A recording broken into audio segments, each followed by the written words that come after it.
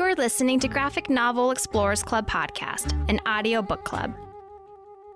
Thanks for checking out today's episode of Graphic Novel Explorers Club. I'm one of your hosts, and the best, Francis, joined by... Not the best, Dennis. And... Johnny, certainly the worst. Today we are discussing my favorite book, The Legacy of Luther Strode, written by Justin Jordan and artwork by Trad Moore and Felipe Sabriero. I probably said that wrong. We hope you have already read today's title because all three of us have read the book, so beware, spoilers ahead. We would love for you to share your opinion and thoughts with us. You can follow us on Twitter and Instagram at GN Explorers Club, leave a comment on Facebook, or email us at gnexplorersclub@gmail.com. Graphic Novel Explorers Club is available on iTunes, Stitcher, and wherever podcasts are available. Justin Jordan. You ready to jump in? We're coming to the end here, Justin. That's what it says. So, Well, to recap for those maybe who haven't heard, this is the culmination of the Luther Strode story, the third in the trilogy. Yep. So every Justin Jordan book for Luther Strode starts with this lovely introduction to kind of prepare the reader for what they're about to experience. And this starts as the end. This is the last Luther Strode, which makes me happy and sad at the same time. So I will give a quick recap, but I'm going to read this sentence from The End by Justin. What we learned was that what he desired wasn't what he should have wanted. And the more power he got, the more he was responsible for how he used it.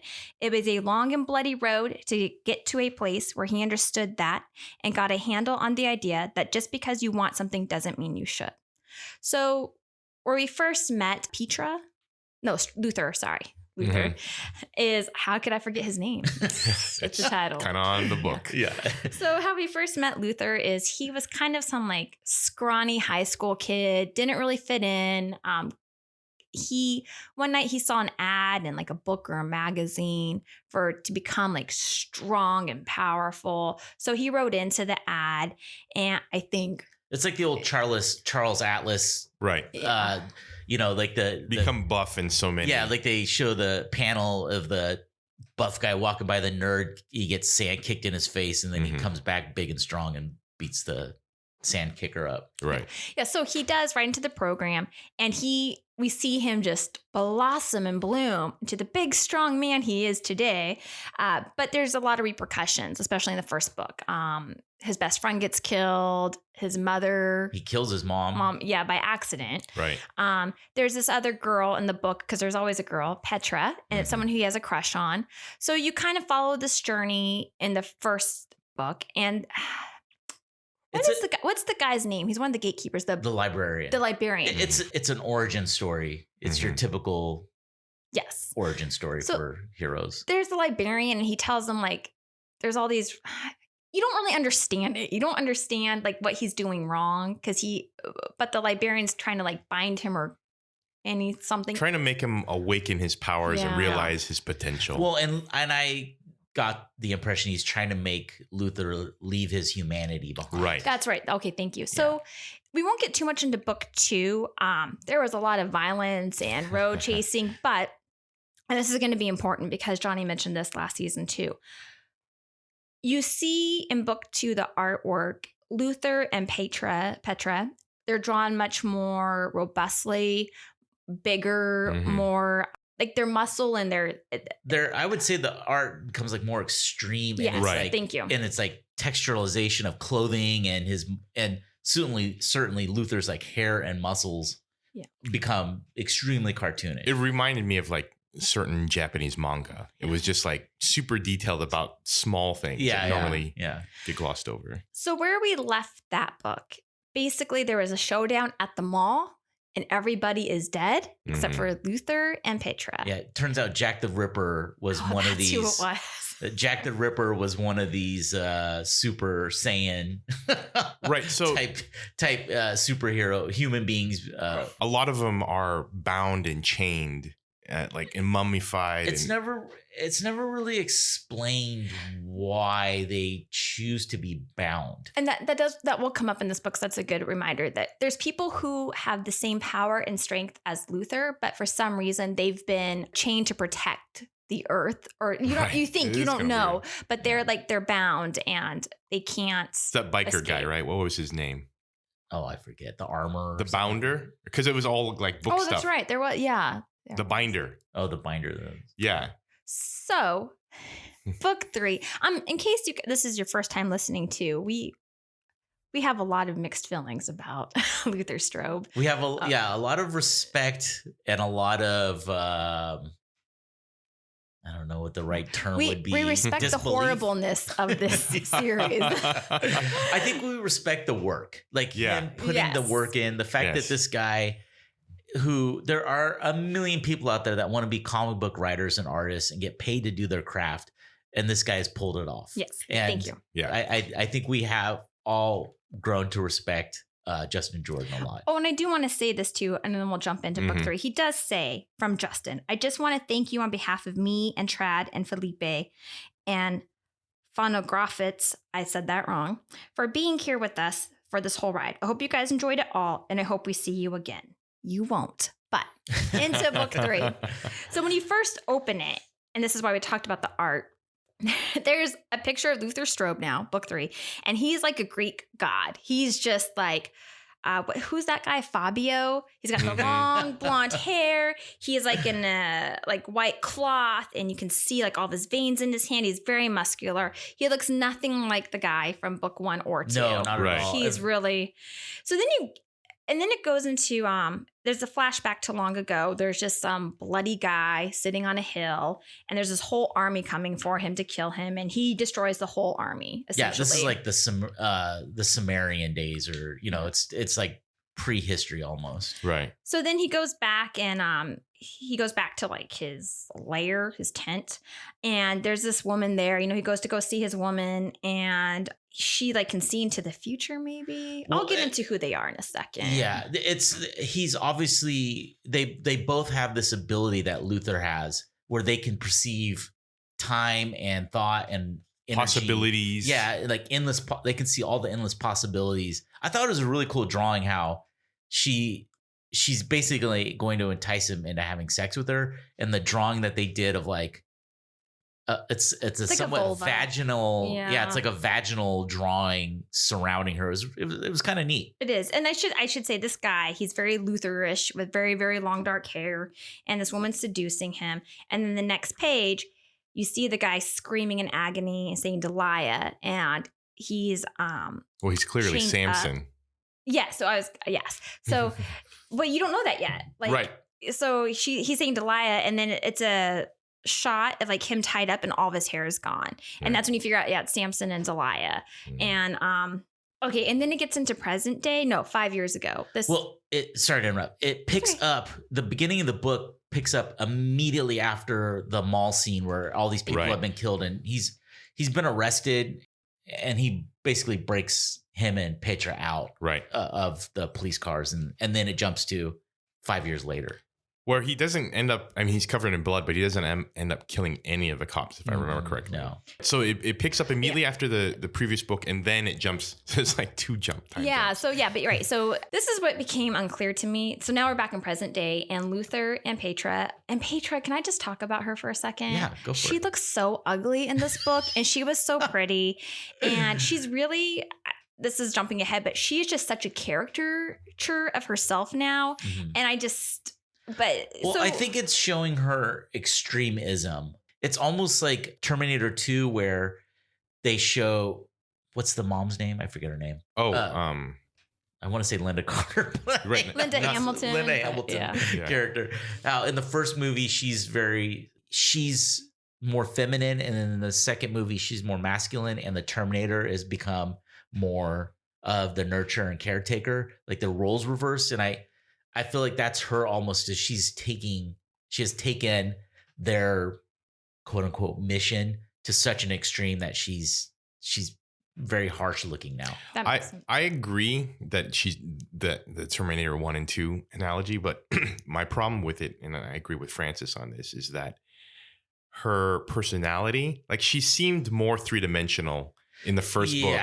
And in this one, it's almost like she's Harlequin. Like she delights in chaos and destruction. And it's like, oh, come on, let me use a grenade, or, you know, let's shoot this up. No PTSD from like all the trauma they've experienced. And it's almost she delights in the violence. And the character we kind of knew from the first book seems gone. Yeah. Thank you. Yeah, and you get that as soon as you get into the present day. So they're in like a rainforest. They're isolated. She's shooting CDs.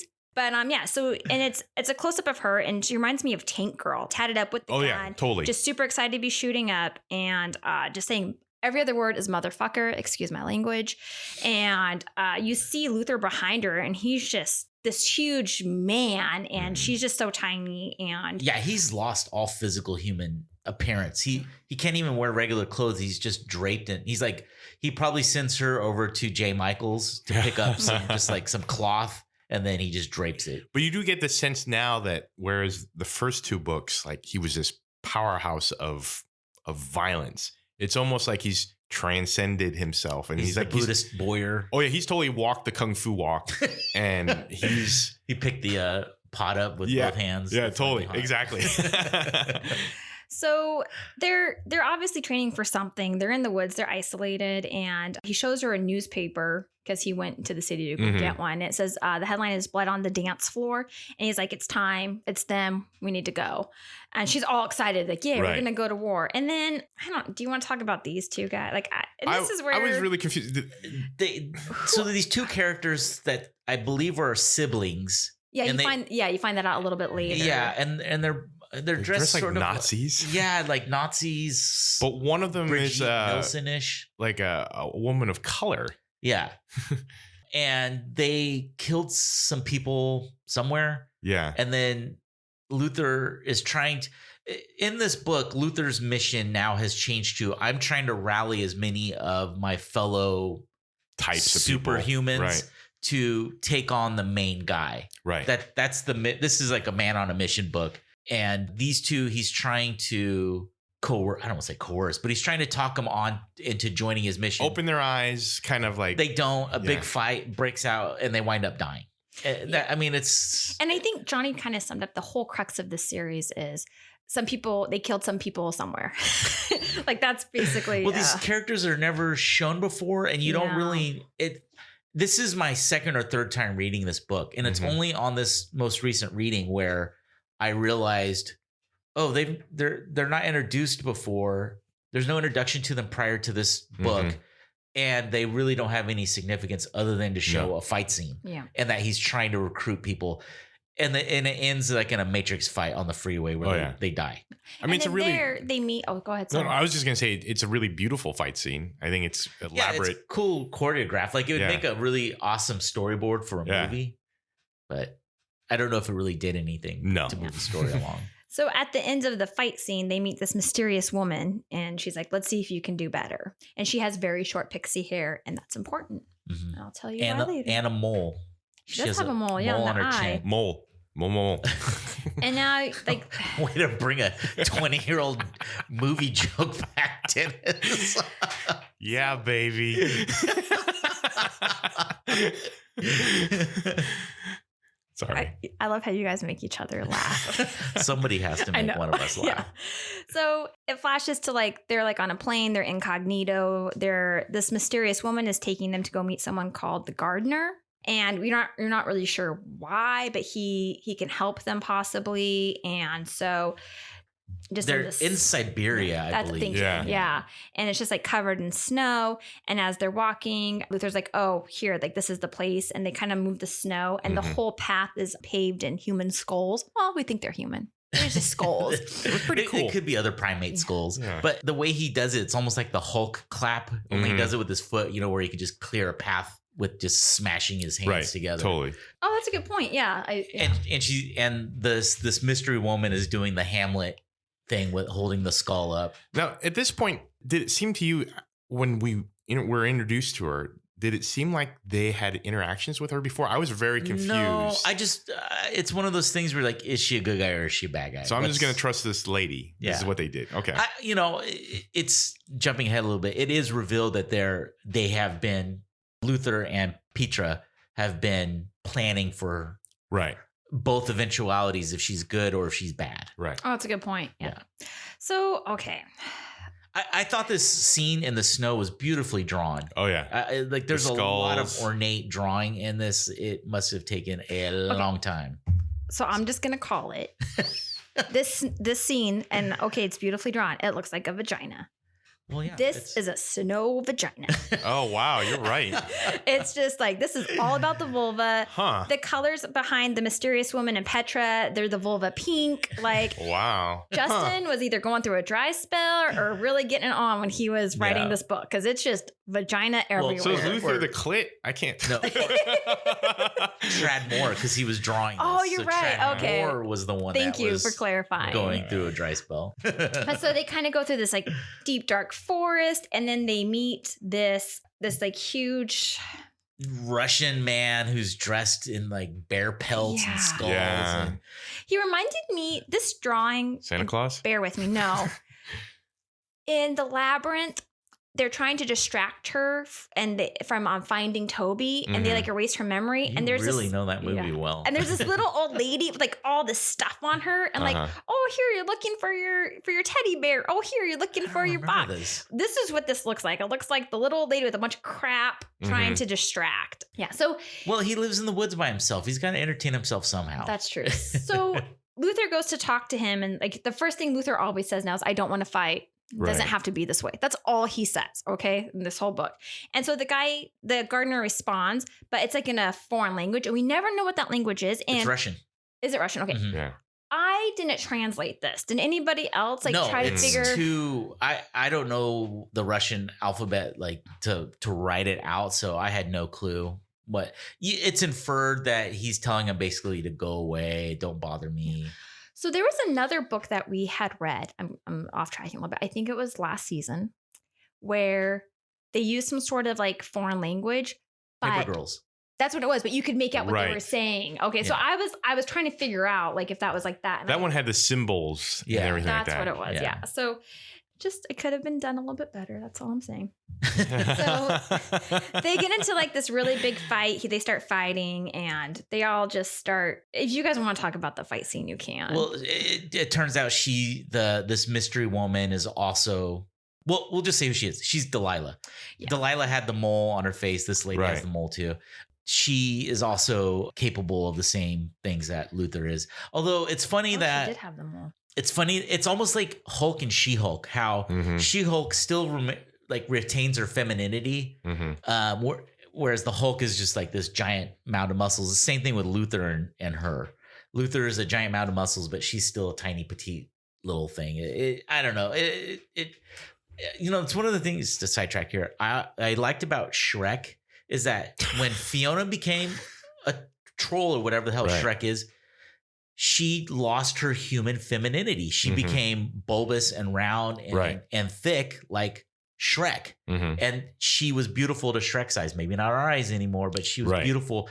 It's one of those things where like you could tell these are designed and drawn by men because she still is sexy, in our eyes. She's not a giant mound of muscles like the rest of the guys are. So, although to be fair, the sister that they fought, the neo-Nazi one, she was pretty bulked up. Yeah, she was thicker, but I was gonna say this later on because there's an outfit she wears, but I'll say it now. One thing that I liked about the first one, even though the characters are kind of exaggerated, this one is really much about like the boobs, like she was like very extremely low cut. It's all about seduction, but that plays a role in her character. Yeah, that's who her character is. Yeah. So it's literally, you guys, it's like 10 pages of just this fight scene, and there's like some talking. And then it ends with the guy dying. Yeah, they kill the guy, but he did answer the question that they wanted, so now they're going to Hong Kong. We don't know why they're going to Hong Kong, but they're going to Hong Kong. They're on the mission to find the main bad guy. Right. He would be Dracula. This felt very Kill Bill.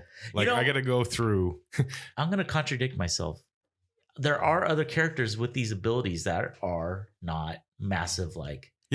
So I apologize, Justin Jordan. I apologize. And then Trad. We also find out a little more of her ability, which is unique to her, which is her whatever hypnotism. She can seduce. She's like a siren. Almost, kind of like thing. She can seduce men into doing her bidding. Exactly. So this section, it goes to a new section, and I'm just going to say the coloring here is very different than anything we've seen. It's very purple. The whole section is purple. I got the impression because they were in Hong Kong, it's got all neon lights. So many that neon makes lights. sense. That's what the impression I got. It was colors of neo noir. The studio's falling apart. Yeah, around us. literally. And I did think that was an interesting choice, though. Like, some attention to detail, I guess. Yeah. So you see, like, these girls are about to be sold into like a sex slavery type situation, or like literally girls, I think. Right? Yeah, like little girls, and this random like cowboy, like that's like the best a way to Clint describe him. Eastwood, modern day Clint Eastwood, kind of comes. He's like and a saves Rastafarian them. Clint Eastwood. Yeah, like good and bad, ugly era, but crossed with Bob Marley. Right, and a little bit of what's Revolver Ocelot. For those Metal Gear Solid nerds. There's a little Metal Gear in here. And now, like, and because there's like a showdown right away. Like after he kills those guys, Luther Strode's there, and they start kind of fighting. And Petra and Delilah are kind of his backup now, and there's just a lot of fighting. Well, and he's an expert marksman. This guy, he's dressed, as we were saying, like a Clint Eastwood character from a spaghetti western, and he's got 6 shooters or revolvers, and he's just. It's Revolver Ocelot, where he can just shoot off at any angle and bank it. And what was that Angelina Jolie film that was based on a Bullet? Wanted? Oh, Wanted, yeah. Remember? So he's curving bullets and ricocheting them. Petra tries to shoot him with a sniper rifle from like several blocks away, and he shoots with his revolver, shoots through her eyepiece. Yeah, the bullet and then the eyepiece. I really like the artwork in this section, I'll have to admit. I did like it too. He like mathematically breaks the bullet up. No, I loved how it was choreographed. It did feel.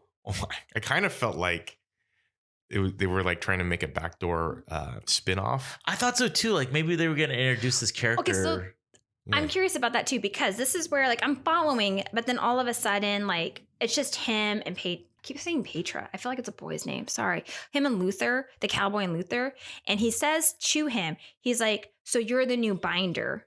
You can tell your master I've had all my fill of chains." And it kind of is like a flashback scene. You can see who this cowboy was years ago, and he's literally handcuffed in chains. Mm-hmm. So who is the binder? And I think the binder was that biker guy that got killed. That's okay. So who released Jack the Ripper from book 2. I kind of got that too. Like maybe they could kind of expand based on this character to see like which would make sense. Like how did backstory he was obviously a slave at one point. Like how did he get free? I'd be interested in seeing more of the character. And then plus, unlike like the neo-Nazi twins, he's actually using his powers for good. So looks like a vigilante kind of type character, and he's trying to rescue people. He's not trying to.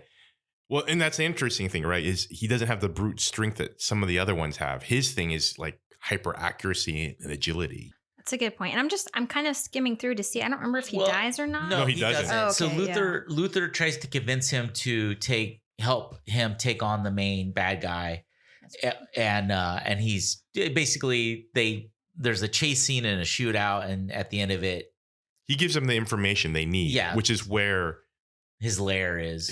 His lair is, but then he basically does one last trick shot and then basically escapes. Yeah. That's right. Okay, and Luther gets shot in his knees a bunch, and I don't know. It was interesting. He says, he told me where he can find him. So, I mean, I think every scene is just a shootout and a car chase. Or a fight. This book really leans heavy into like Japanese manga, like JoJo Bizarre Adventure, Dragon Ball Z. It's like boss fight, but I felt like I was in a video game. Like it was like that old Nintendo Kung Fu game where every level's a fight. Totally. Right. I used to love that sound effect. I still do. Yeah. So it jumps to the next scene, and the cover art here is Delilah, and her eye is like there's like blood in her eye. It's red. So maybe that's like a hint that she's not the good guy. And then that's the thing. Whenever they use their power, their eyes turn like red black. Mm-hmm. Oh, okay. So that's her seduction power. I'm assuming. So I'm them seduced. Driving through the desert, and it's just It's She just is so terrible. Petra is full tank girl. Oh yeah, Yeah. 100%. Yeah. And this is where like she's really so strayed from her original character. Yeah. She's just a caricature. She's like, yeah, let's go blow up people. Let's go. And I remember, I think it was book 2, there was a scene like with the druggies and stuff, and she was really distraught about Right. that. And now, she's like, woohoo! Like it's Yeah, she's lost all sort of sensitivity to murdering people. And I would have bought into it if there had been at least one page explaining, like maybe off scene, like she does this to mask her PTSD or that would've something been like good. that. Yeah, Oh. showing her like Right. Tom Hanks in Saving Private Ryan Right. when he goes after that where they storm that bunker and he Mhm. goes and hides from the rest of his men and Right. he's sitting there crying and shaking, Right. something like that, where Yeah. it's just a facade. the preacher did that really well. The backstory with a lot of the characters and the preacher's girlfriend. I can't remember her name now, but yeah, there's just nothing here. It's Tulip. just that's right. You thank played her part. I did. I know. So they're going through the desert, and that's where it kind of comes out. Okay, it comes out that they know that Delilah is bad, and they're trying to kill her right now. Am I getting that right? No, yeah. They know that they basically, all these people they've been trying to get information from, it seems like she's like, oh, we can go here for information, but really she wants them to take them out. Either side with her boss or kill him, Right. which has been happening. So they try to kill Delilah, and of course that doesn't work, and there's another shootout scene. But this is actually good. Okay, well, it's not good, but You So- learn Delilah's backstory. you get a backstory on her, and it's actually pretty sad. Like basically this is like really, really biblical olden times, Mhm. Samson and Delilah days. And it looks like her father is like forcing her into marriage, and she's a very young girl because she's so pretty. Like that's her only worth. And back then, like I know you had like dowries and stuff. Mhm. So and that's what they talk about. Like she's got so much value. Right. yeah, and she gets kind of married off to this really gross, old, flabby man, and she's very, scared. But what she does, instead of like giving in, she ends up killing him. But the problem is, which is still very true in modern day, people don't see this little girl that was like forced into something, defending herself. They see it as she murdered the town hero. He's so well Right. respected, and how dare you? Like that's your job as a woman. She kind of finds this guy who takes. Oh, he finds her. Oh yeah, he finds her. Thank you. And he kind of Yeah, she's about to be killed. She's surrounded by like all the men in the town, and this guy brutally murders all you're right. of them. Yeah. Right. And so she studies from him and she learns from him, and it's kind of like the intro Luther scene where she's like meditating and doing all the Mhm. exercises. I was a little confused because, and slightly jumping ahead, but mainly on this page, I wasn't sure if they had become lovers or not, if she had fallen in love. Because the scene where he's rescued her, his hands all bloody, and he kind of touches her face, it almost seemed really intimate. Oh, I got the impression they eventually become lovers. So I was under the impression too, in the same section, like it shows kind of the flashback of Samson and Delilah. It's where you figured out she is Delilah. I think, or maybe it's not here, but it's later on in the book. I think she actually loved him, but she had to kill him as part of it because there was something. Let me see if I'm making it up. Well, while you're looking for that, I thought it was really cool where they showed that like Joan of Arc was one of these Right. people. Like you find out. She had basically been the inspiration. It's not siren. What's that word? That Oh, Muse. muse. She had been the muse for these people. And then later was in the band Muse. Yeah, but the problem is that yeah, exactly. Sorry, that was a dumb joke. You're not even a dad, man. I have two dogs and a cat. But when they basically didn't see the proper way to go, she basically turned against them. Like you will come to find out, we're jumping ahead here again, that the main person behind all this is Cain right. from Cain and Abel. And Oh no! So here, sorry. There's another flashback. I'm jumping ahead, but like it does show her like remembering her kissing Samson, and it shows like happier times in her childhood, like before she was sold off, Mhm. and that's what made me think like she actually really did love him, but Mhm. because she's answering to this higher authority, she's gonna kill him, which is very biblical. Right, Yeah. for sure. And so yeah, I wasn't sure who there. I think there was a Greek guy. Yeah, I wasn't sure which story that Who was, this is, but it looked like he ended up killing his Is that family. Cleopatra and whoever? Yeah, and then it goes back somehow like the oh, this is Joan of Arc. I Yeah. didn't get that. Right. Okay. I don't get a lot of this stuff. And there's like the librarian. And so now it's back to modern day. The flashback is they're in the desert and she escapes and they follow her and they come across to the. Well, so she could have probably tried to kill Petra, like for sure. She had her around the throat, but I think Luther's getting to her. Like, look, there's another way we can take on, this guy. Yeah, we don't have to just be merciless killers and separate our humanity from who we are. Right. So she tosses Petra off and then takes off in the Jeep. So they find the lair, I guess, or the secret building. It reminded me of Jafar's Oh yeah, thing from Aladdin in the sand. Oh yeah, I could see that. And so he opens it, and there's like these 4 people, like with their spears ready to. Well, one is her. Is that her? Right there? That's her. I wasn't sure. The other guy's clearly like some old samurai guy, because one of her inspirations, her muse periods, was with like some samurai guy. Yeah, so like that Udon, the Udo. Yeah, yeah. It's like a Amazonian warrior, an African warrior, and then a samurai. Amazonian. That's what I was trying to figure out who that. I'm assuming. Yeah, no, it kind of vaguely. Yeah, no, you're right. He looks like an Aztec, Amazon kind of. And the next page, it's to one of the guys who are binded, and it doesn't say who yet. It's just he's binded, and so he's as powerful, if not more powerful, than Luther because he's one of the binded people. And he does say once again, it doesn't have to be this way. Yeah, we don't have to fight. Let's have some tea. That would have been awesome if he like pulled around and he had like a little tea cozy. Wouldn't surprise me actually. Some ladyfinger sandwiches. I will have to say, Francis, you're making fun of it, but I did get kind of tired of his kung fu routine. Like, I am here for peace. Yeah. And here's the thing too, which is this is what I don't get. He's always been about peace. Like in the very first book, he was trying to use his powers to prevent evil from happening too. Like, no, but he was using violence. Like he's really like, like he murdered a room full of drug dealers. True. I mean, they stuck their arm down their throat. That's right. So he was doing it for good, but in a very violent way. Yeah. Okay. Now he's just like, no, we don't have to even do the violence. So they start like. I mean, we do to move the story along. Yeah. So we just have to wear these cool robes and clothing. 2 of the guys go after him. Big fight, spears. Then the old guy like jumps in. Super matrixy. Yeah. And there's even like somersaults in the air. They tell him like he's a fool, he's stupid. If you guys want to take over from here, like it's just it's just an elaborate fight, and then basically Delilah.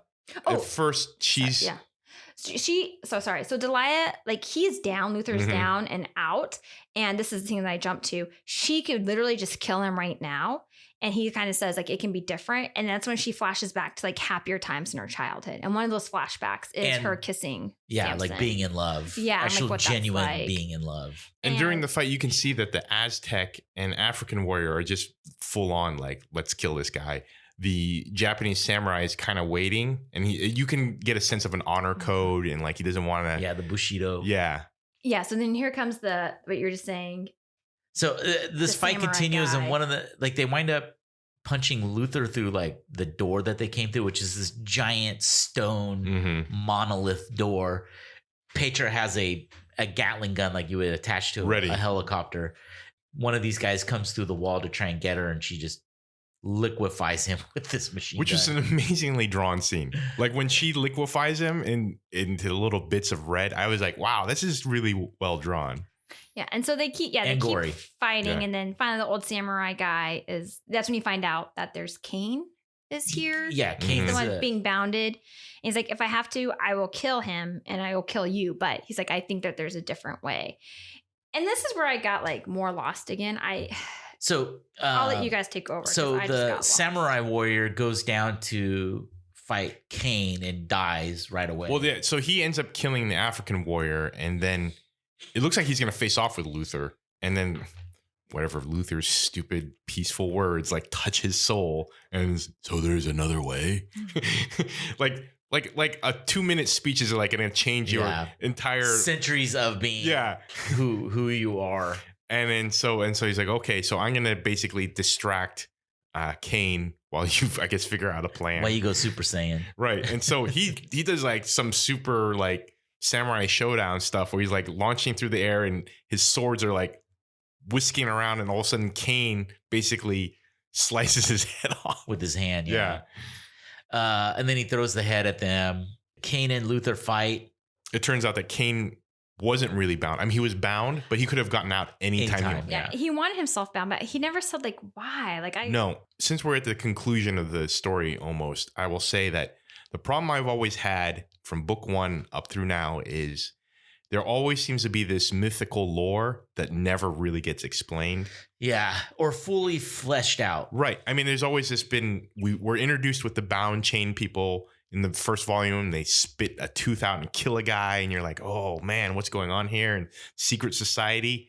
But it's always this mythical thing, and it felt like playing a video game, because when they do the cutscene in Metal Gear Solid, and they're like espousing their beliefs, and it's like, God, you're full of yourself. Well, and they never, for being a secret society, at the end they just wind up doing whatever the fuck they want, right? And you don't see like the machinations of like their society. Do they rig elections? Do they secretly control all political, like presidents, and I don't even see any other power henchmen. makers, or they're just super strong people that are bound for some reason. And how did Delilah, how did she get to be where she lives for thousands of years? Because she started as a human. Did this guy give her that power? Yeah, she learns through him. Like they montage it basically where she starts to gain abilities by living with him. And so apparently, when you reach this higher plane, so hypothetically Luther Strode would be able to live a long time as well, just by doing whatever this process is. But you're right. You have the librarian who's recruiting people, I guess. The binder who actually ties people up who are out of control, I guess, and sometimes releases them and then has to re-bind them. And you know what would have been interesting too? Sorry to get how his dad, Luther's dad, in the first book, it's implied somehow that he was already somewhat on the path to being one of these people. It would have been interesting to see Kane saying, your dad tried to do this too and he failed, or something tied back to that. lines. It's just like loose ends. And then the thing is that I'm honestly surprised. So the dad just ends up becoming a deadbeat dad, drinking on the couch. Remember we talked about, because he didn't want to use his powers from what I was perceived. He was starting to abuse his family. Right. But the thing is didn't he go to jail because he beat his mom was on the run? That's right. They never explain well, why didn't this secret society try to kill him? Straight up. It's just so you're just gonna let him just be a drunk? So getting back to the story, right? Luther winds up. Luther and Kane are horribly injuring each other. Luther winds up killing Kane in much the same way that Kane killed his brother, by smashing his head. Right? Is that how it goes? Oh yeah, with with the big brick or something. Stone. The thing is, Kane. Well, one, I'm honestly surprised Kane didn't win, because he's the guy who started everything. So it's implied, I guess, Luther has transcended him, which I think is a bunch of bullshit. They did say too, a few right before the fight scene, like Luther's I can't kill you, but we can. Right. And so they end up teaming up. So Delilah uses a little bit of her powers to kind of distract him. Petra tries to shoot him. At one point, he opens up the Matrix of Power, and becomes the leader of the Autobots. And then Petra's like, "You got the touch." And then Hot Rod shows up and says, "If you're gonna ride Danny, ride in style." And I always thought that was the coolest line when I like that they played Dare to Be Stupid. So something else I didn't get about the scene, and you guys can correct me if I'm wrong. We will. Yeah. In the second book, Luther got really, really damaged, but he self-heals. Right.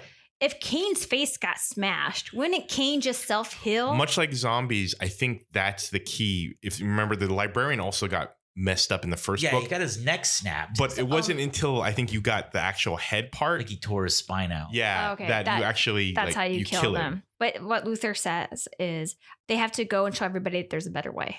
Because there's still other people out there with those powers. And I assume there's still people bound. They don't talk about the other people who are still. I don't think there are. I don't know. It was never really made clear if there's more people down in the funky dungeon. So this is the biggest issue. I have many with this series. Or am I jumping too far ahead? No, go for it. I think we're wrapping up here. Yeah. I remember when we got the first book, I was actually excited because I thought the premise was very interesting. You see superheroes like as normal people and they get their power and like all the positive things. And what Justin said in his intro is trying to like, what happens when you get all the power and it actually like isn't good. And he's like, has this responsibility now. I don't think this series really challenged that or showed the answer to that. I don't think that's what it was about at all. It's just this guy who got superpowers and had all these horrible ramifications. And to your guys' point, we never get enough of a backstory. Like I thought this was going to show the backstory, like, oh, this is how they came to be or how they got binded, and it didn't. And after the second book, like just how gory those fight scenes were, like this just became like cartoonish to me. Like, and it wasn't as bad as the second book, but it just. In the first series, I cared a little bit about the characters. There was enough, like you kind of want to know what happened. There were some characters that didn't have any abilities, that were put in vulnerable situations and danger, and you cared about. Like I'd say the most heroic character in this whole entire series is Luther's best friend. Yeah. He knew he was gonna. He had no way to like defeat this guy, and he still stepped up. And he would, even if the guy was a normal human being bully, he probably would have lost. I mean, the guy was out of shape, everything. But yeah. Yeah, I feel like the second book should have been more of a story involving like how this society came to be. And the second book almost it doesn't do anything to move the story along. It just, not quite. It just shows, you get a little bit of Petra, like her and Luther are now on opposite ends and they hate each other or something like that. But really it's just a ploy. And then you meet the binder and then that's it. And Jack the Ripper fight. Yeah. Yeah. And it doesn't really do anything to like build this world. You don't get any sense of like why they're doing this or why they oppose Luther other than they're powerful. Like you don't really get, it's not a really fleshed out bad guy. He's just super strong and evil. And that was my chief complaint. And unfortunately it came to be was for the first book was that they're introducing these mysteries. And I don't like the idea of just, it's mysterious, but if you stick with it, we'll explain it. And in the end, they didn't. It's just like they tried to be lost. They tried to have this veil of mystery just by not giving you information. Or threads that you could, like the first Star Wars movie, A New Hope. Like there was these threads of like, well, who are these people? Who are they talking about? What's going on? I don't know. It just wasn't. Well, as a Catholic,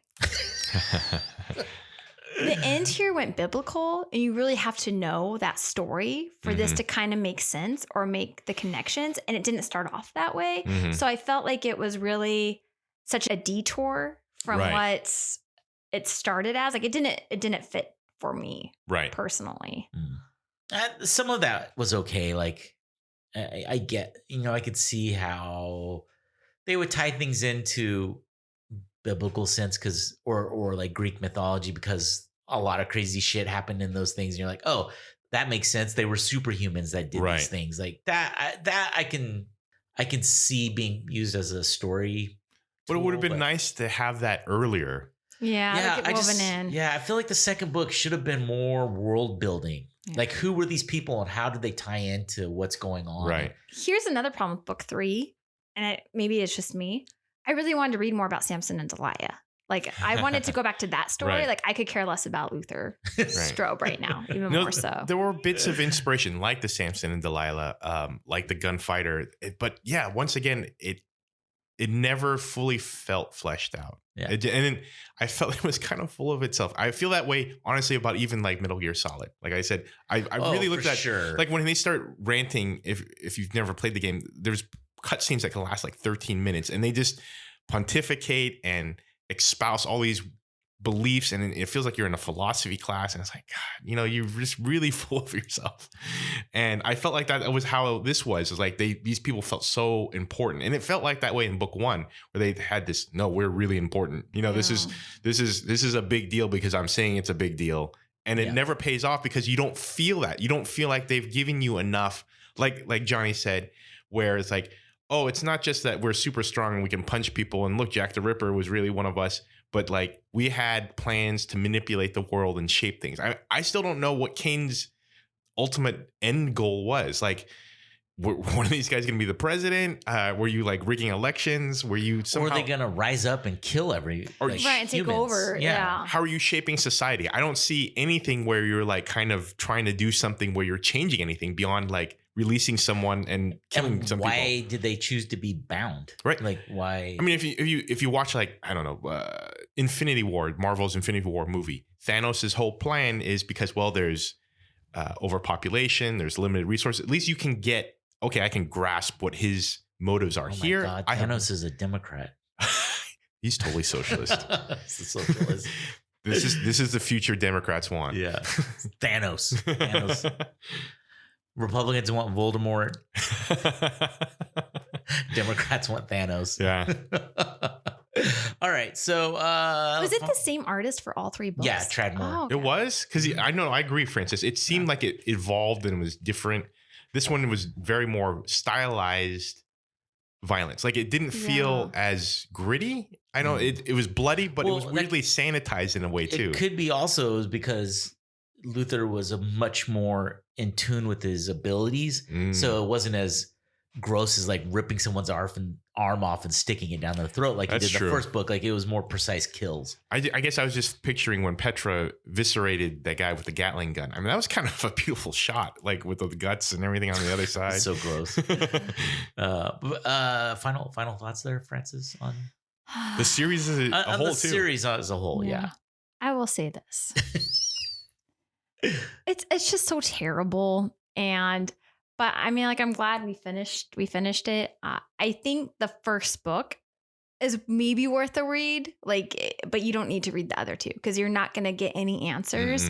You're not going to get any backstory. It's just going to become, you have more questions after. But again, we've said this all seasons now. He has made a living off of doing this. So props to him.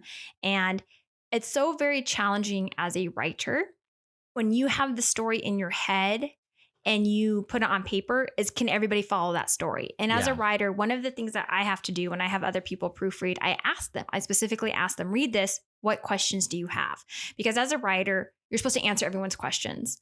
Maybe he purposefully left it blank, but I don't know what his intentions were and if they necessarily transpired. And another thing too, and I think we've seen this for all the books. The relationship the writer has with the artist is so critical.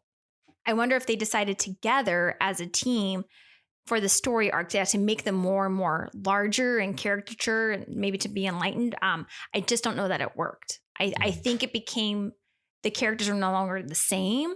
So I feel like it had a lot of potential and it just didn't go through. And I would not recommend the series.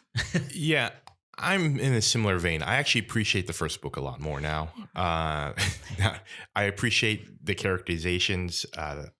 I feel a little betrayed because I felt like Petra and even Luther kind of got a short end of the stick in terms of characterizations throughout the book. And the third one especially, I felt Petra was just so far from the character that we had read before that I felt like it was like he had teamed up with Harley Quinn. That's how I had seen it. I liked the art consistently. I liked what they were trying to do. Actually, the third one, in some ways, I enjoyed more because I just gave up on trying to look at it as story and just looked at it as like action scenes and just combat fights. And I thought it was amazing. I wanted to know more about the gunslinger. Would I recommend the whole series if we can borrow it? Yes. Overall, though, and honestly, I don't know the circumstances surrounding the book. It could be that it was canceled ahead of its time. So he had to rush an ending, which to his credit, there is an ending to this story, at least. Maybe he had hoped there would be more time to expand the universe, but they said, nope, you gotta wrap it up in 2 issues. So he's like, okay. So he wrapped it up. So maybe that's why it felt rushed and we didn't get the backstory we wanted. But once again, that's why you have to not wait until much later to reveal your mystery box. You know, you've got to at least give people something. I mean, that's what frustrated me with Lost. It's like, oh, guess what? They've been dead. I was like, what? Spoiler. But so you have to kind of give some payoff early on and not just try to save it for later for the big conclusion that may never come to be. Overall, a good borrow, not a buy for me. And I You bought these, right? Yeah, I bought these, and when I bought the first book, I don't think the second and third volume were out yet. Mm-hmm. So I was kind of same thing. I was like, oh, it's intriguing, and just the more I read it, the less I was like, what is going on here? And then once we discussed it, it just with a more critical eye, I really stopped caring about the story. I have friends that love this book, like the BK from the Friendship podcast. Mm-hmm. If I can say the name of their show, he likes this book a lot, and I think some people, I think it's one of those you love it or you hate it kind of things. And I kind of in tune with you, Francis, where it just missed the mark. I think if it had been fleshed out a little bit more, some more world building, finding out like who these people were, why this happened, what their plans were throughout the centuries, and what they were trying to accomplish, and a little bit more growth from maybe not so much Luther, but definitely from Petra, because she's our in. Right. We're seeing this almost like she should be us, basically, and being blown away by the shit you're seeing, and revulsed by having to kill. Like they're just killing to kill. They're not really killing. There's no reason. Like, what are these people doing other than you like hit the bee's nest? They were kind of just doing their own thing, and then you disturb the bee's nest, and now you've got to deal with the issue. So I don't know. I'm using an analogy to explain the story. Oh, it's a good one. Yeah. There was no. If Luther had just let things be, he killed the librarian and then disappeared. That would have been that. But anyways, I recommend borrow it. Don't get it from your library. Don't buy it. But thanks again, Justin Jordan. Yeah, I do have a lot of respect for Justin Jordan. During our first season, he went into detail and explained things. You listened to the podcast. Yeah. And even if he didn't, I still have a lot of respect for the guy. Like he is an artist. He's getting paid to do what he loves to do, and none of us get to pay what we like to do. I don't have 3 published books. No. Yeah. I hate to say this. Like, I've lost a little bit of respect for him after this book. Like, literally, I was just like, gained respect and then lost respect. Yeah, I was just like, God, like, really? Like, and I think it's just because the 2 main characters are just such a departure, and I couldn't. And I went in the same way that Dennis went into this. I just went in knowing this is a joke. Like, I'm not, and I think I enjoyed it more because of that. I wasn't trying to get this great big story. As soon as I saw the drawing of Petra, I was like, this is just ridiculous. Oh, in the third book. Yeah, and that's when I just kind of lost some respect. I was like, okay, like, you're not even like true to your characters anymore. Like, I can't support you. Well, and that I think, one thing I forgot to say is if you read this by itself, just by itself, you wouldn't be missing anything. You wouldn't that's a good point. Yeah. You wouldn't like, I wonder what Petra's inner motivation. None of that's connected. It's almost like a different character. Yeah. You know what book 3 is? I know what book 3 is. Book 3 is a soap opera, like Days of Our Lives, when they get a new actress to play Hope or Billy, like, and you're as an audience supposed to go with it. Like, that is not the right actress. And you're like, what the hell? And they don't even try to hide it. And it's like, you just gave me some new actors and I don't like them. Francis, who watches Days of Our Lives, where can people follow you? They can follow me on Insta at Words in Waffles. You can follow the podcast on Insta and Twitter at Gina Explorers Club. And if you guys want to follow me, Serious Talk to. Actually, I'm canceling. I'm gonna delete my Twitter account. Because Twitter is a fucking garbage dump. It is. Yeah, so that's why I'm deleting Twitter mine. years ago. But you should just use it as a platform for communicating and announcing. I get on there every time I put episodes up or anything. I'm just like, fuck humanity. I'm gonna go Luther Strode on everybody. But thank you, Justin Jordan, for doing what you do. Maybe some of us don't appreciate what you do as much as other people, but I respect the fact that you are a paid artist. It's an amazing feat, and for trying, at least for fucking trying, because most people don't. They just sit and complain about things. And I'm sorry. Why are you looking at me when you're saying that? No, but people don't put themselves out there. Right. You got to have. That's a little bit of bravery to do that. A lot of bravery. And you know what? Someone said this is a great idea, and a lot of people are fans of this. Just not anybody in this room. No.